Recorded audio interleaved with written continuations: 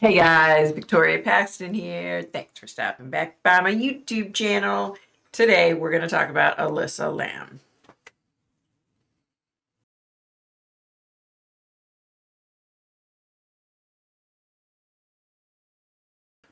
Hey guys. Okay, so as you saw from the introduction, we're going to talk about Elisa Lam. So you know how on YouTube, like it'll pop up and say like a recommended video for you, right? So this video popped up and it said it was recommended, and I really didn't even, it was bizarre because I really didn't pay attention to it. I just felt like I was drawn to watch it, you know? I don't know how else to explain it, but I felt like I was being pulled to watch it. So I clicked on it and I'm watching it and I'm like, what in the actual heck is this video? um, it turns out it was a video on the Cecil Motel in downtown Los Angeles. Hotel, sorry, Cecil Hotel. Um, you can go look it up. It has a horrible reputation. A lot of people have been killed there, overdoses, apparently. Just not a good hotel to stay in. It's in the middle of Skid Row in the LA area, so that should tell you something. Okay, so like, share, subscribe, all that. I forgot to say that earlier. Anyway, all right, guys. So I'm watching it, and as I'm watching it, I don't, let me try to explain it to you, okay? So I'm watching this video. So let's say, you know, I have my phone, and I'm watching the video, and then all of a sudden, everything just like stopped. It was almost like the video paused, right? Yeah. So the video paused, and all of a sudden I could see like, you know, like a movie reel in front of my face, okay? And this is how I have my visions. I have dreams, I have visions. So this is, it's kind of hard to explain, but if you're watching on your phone and all of a sudden it freezes, okay? So there was no more video, no more sound, and then I just had this like movie reel playing in front of my face, okay? So I now know that what I was seeing was Elisa Lam, right? Okay, so let me just tell you what I was seeing, and then we'll go from there. So I was seeing that Elisa was psychic. Um, I don't think that her family really believed that. I feel like they didn't believe her. She was definitely psychic, I can tell you that, okay? Anyway, so I saw this long thing, which I'll get into later. We'll talk about that later. So at this point, after I saw the visions and I figured out who it was, I was able to connect with Elisa. I told her why I was there, what I wanted to talk to her about. And so she immediately, like, she's just really happy, go lucky, bouncy little thing, right? She immediately started talking about, she felt like she wasn't in LA when she booked the Cecil Hotel reservations, okay? But she said she couldn't tell me why, but she felt drawn to that hotel. And I said, well, that's odd because, you know, I was drawn to this video about the hotel. So anyway, she said immediately after getting there, before she even made it from the front desk to her room, she had two people coming through. She had the spirit of a guy named Jerry coming through. And Jerry was telling her that he died of an overdose on the 9th floor. According to what she said, he had only been dead for like maybe 5 years. He was like a newer spirit to her, if that makes any sense. Then she had a woman named Dot coming through. And Dot wouldn't talk to her much about her death, other than she said she died tragically and suddenly. And I guess Dot regretted how she died. Okay. So I'm guessing she died of an overdose or suicide or something. And she didn't want to talk about any of the specifics with Elisa. So Elisa was just like, okay. She said Dot didn't come through that much to her, but she said immediately Jerry was coming through all the time. He kept telling her that she needed to be aware of the guy with the long wavy hair. Okay. And she said he was almost obsessive about saying that. She said, Nick, it got old because she said, I would wake up in the morning and he would say, you need to be aware of this guy. And then she said constantly he was in my head. And I know what she means when she says that. Um, if you can communicate with spirit, it's they're in your head. Like they're not a person in front. You know what I mean? So she said that a lot of people probably thought that she had mental health issues really badly because she was talking to herself a lot. Um, and I asked her, I asked her why she would mention the mental health issues. And she said that her mom and dad thought that she was mentally ill. She had been diagnosed with bipolar 1 and they thought that she was mentally ill. And I said, were you mentally ill? And she said, I don't think so. She said, I don't think so. And she said she had stopped taking her medication. Um, and in her mind, she said when she stopped the medication that she was fine. Okay. But if she stopped the medication and she was always talking to herself because she had spirits and she was communicating with them, it would appear that she was out of it. You know what I mean? So yeah, I can kind of understand that. And I mean, maybe that's what her parents thought too, because if she was sitting around communicating with the spirit, talking to herself, I mean, I can communicate with spirit, but I know not to speak out loud to the spirit. Yeah, I communicate in my head. Okay, so that was one thing she said too. I didn't mention. She said that Dot dressed when she could see her in her mind. She was dressed in older clothing, so she felt like Dot had died many years prior. Okay, so here's an interesting thing. So she said, she was coming in, going from the hotel, going out, seeing the sights, getting something to eat, doing this, doing that. And she said almost every single time, whether she was leaving the hotel or coming into the hotel, she would see this guy in the lobby. And she said there were two times when one time he was fiddling with his phone and he saw her and he stopped and he just like glared at her and watched her walk by. And she said, it gave her excuse me, goodness, it gave her the creeps, right? So the second time she saw him, he was actually in conversation with some guy in a suit, right? And she said the guy with the long hair, um, she said he was dressed nice, but he wasn't like in a suit or anything, but he was just really nice. Um, but she said he was talking to a man in a suit, and the second she walked out, he stopped and started following her with his eyes. And she said it was really, starting to spook her at this point because the same guy is sitting in the same place, and this is the second time. And she said, there was something that was warning her, like, something's not right here. Okay, so one particular night, she had come back to the hotel. She had been out, came back to the hotel, and went up to her room.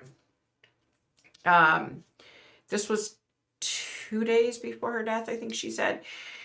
And she's sitting in her room, she was about to write some things down, and Jerry popped in her head and said, that guy's in the hallway.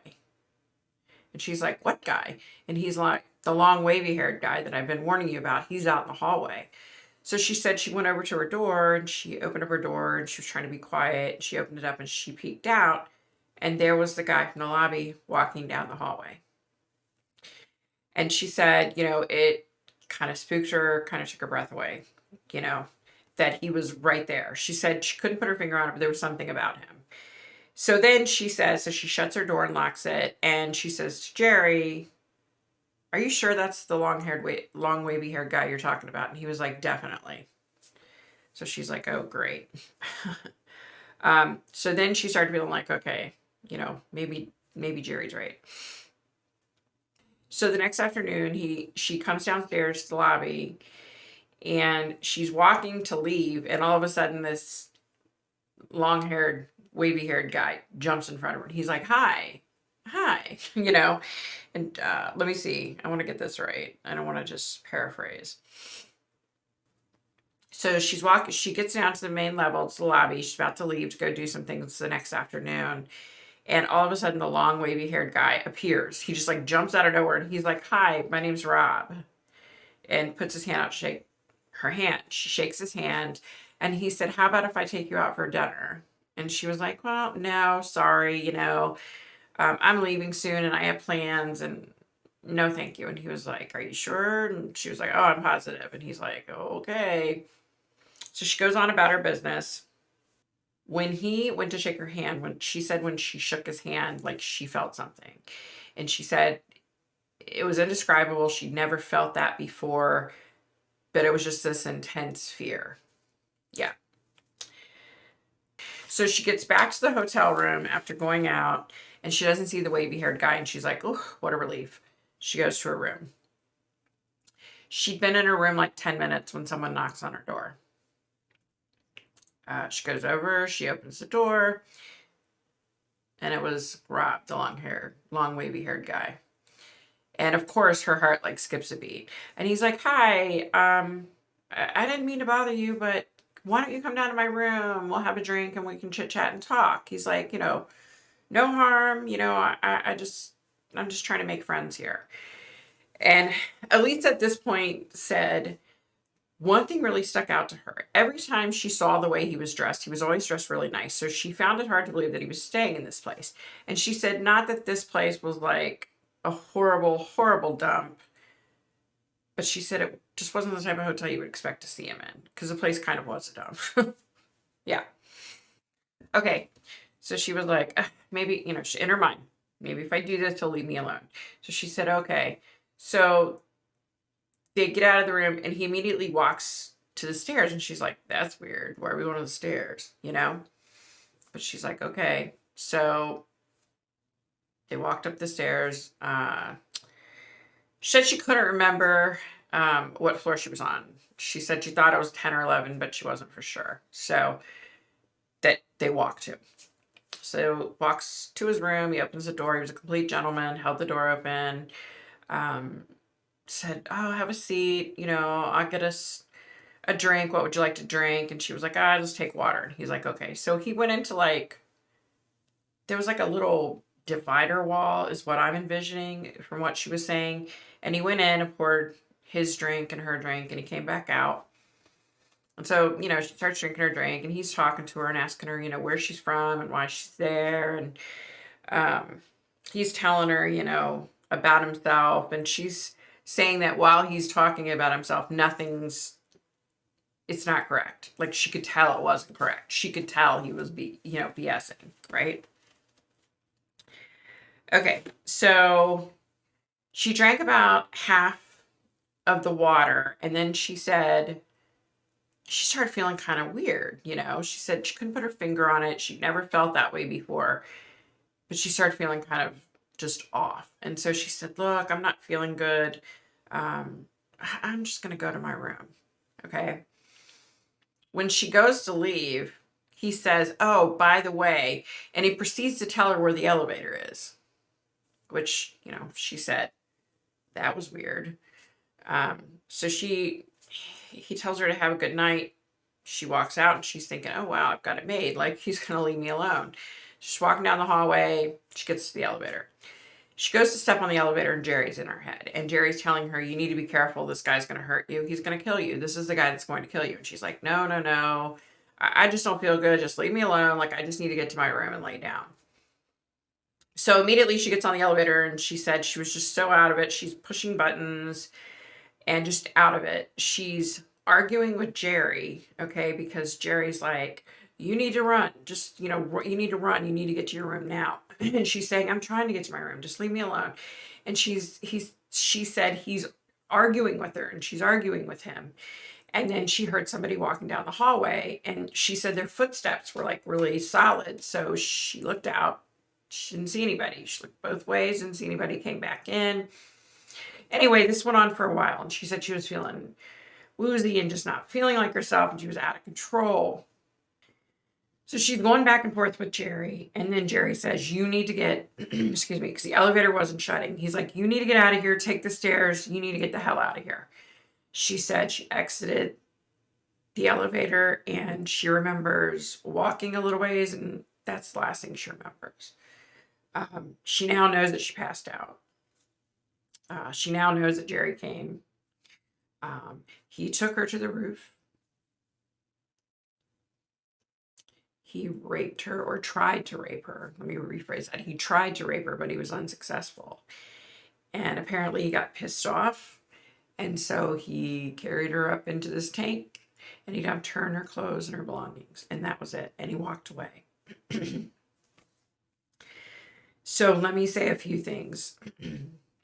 Elisa said, this man was on all the videotapes. All you have to do is look at the lobby videotapes. He was on the videotapes where his room was, you know, the 10th or 11th floor. She was pretty confident it was the 11th, but she wasn't 100%. She said she knows now that he's harmed other people, other women. And then she and I chatted a little bit more and she was gone. But let's talk about the visions that I was seeing, okay? I was seeing everything that went down. I was seeing him pick her up in the hallway. He took her, they went upstairs to the roof. I saw all that, okay? And there's surveillance video of that somewhere. You know, I would think of him picking her up in the hallway floor, there should be surveillance video. Sorry, guys, I'm losing my voice, so I apologize. I'm almost done here, but I was seeing he was a chain smoker. He drank a lot. He also shot up heroin, okay? And the reason I know this is because when he went back to his room, I was seeing him doing that. I'm pretty sure, well, I don't know that it was heroin, but you know what I mean? He was shooting something up. And then I was seeing, here's the bizarre thing. So I was seeing him with a guy in a suit, okay? And then later, when I was talking to Alyssa, she was saying that one day she saw him. He was sitting talking to a guy with a suit. And as soon as she walked in, he noticed her. He stopped talking and started following her with his eyes. Okay, so here's what I was getting. I was getting that his daddy is somebody big. And his daddy has protected him in the past, and his daddy will continue to protect him. The sad thing is if this guy would get his act together, he was a pretty cool guy. You know what I mean? But he's sick. He's like sick. So, yeah, so daddy was protecting him. And I'm sure daddy, sorry guys, that's my cat. I'm sure daddy put some money towards the police department because he probably found out his son was involved in it. You know what I mean? So there's Miss Ella's tale. Yeah. And that was what I was getting, you guys. But it was interesting. After the fact, I learned that everybody thought she was mentally ill and, you know, that, oh, she was schizophrenic, she was bipolar, she was this, she was that. Maybe she was bipolar, but she was also communicating with spirit. And she also wasn't really good at it. So she was talking out loud. So it appeared that she's walking around talking to herself, right? But that doesn't mean that she's mentally ill. You know what I mean? Just because you can communicate with spirit, guess what? Doesn't mean you're mentally ill. I know some people think psychics are mentally ill, but like that little joke. Okay, guys, so before my voice completely goes, be nice, be kind, stay safe. It's been a year with COVID, you guys. We were supposed to shut down for 2 weeks to slow the curve, and it's a year later. I don't see it being real great anytime soon. So I hope everybody's staying safe. Check on your neighbors, check on your family, check on the elderly, and I hope everybody's safe. And that about does it for me. Bye, guys.